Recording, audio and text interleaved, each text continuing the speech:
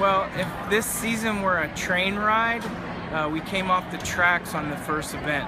Unfortunately, we only did 2 of our 6 beam routines like we do in practice. And that's the beast that balance beam becomes, especially at the beginning of a big meet like this. You either handle it and you get through it and put it behind you, or the pressure gets to you and you make small mistakes. We had a couple big mistakes on beam. You can't put up a 47.975 in the first event at a regional in advance. We knew that. It was upsetting, disappointing. We went to the locker room for the bye. We talked about, let's go out and try to win the other 3 events. Let's make a statement. When we came out for floor, I still think they were maybe trying a little bit too hard. We had a few mistakes, like an out of bounds that we don't normally have. But then we went to vault, and we vaulted like we vaulted all year. We only vaulted 5 kids. We put up a 49.2, which was, great. We stuck 4 out of 5, and went back to beam to regroup. Came out and did a great job on bars. Unfortunately, Sydney, last meet of the year, last event of the year, trying just to stick her dismount to end with an exclamation point.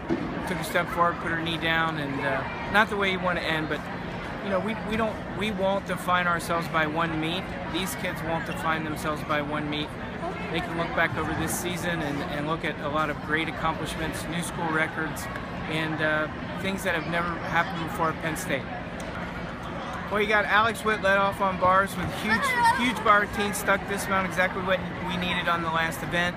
We had Lexi Carroll lead off for us on floor in our second event with a hit routine and a great score, exactly what we needed from our senior leaders.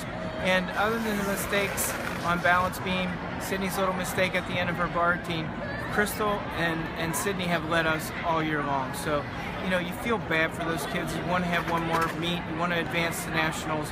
You want them to go out on a big note. But, there are lessons to be learned here.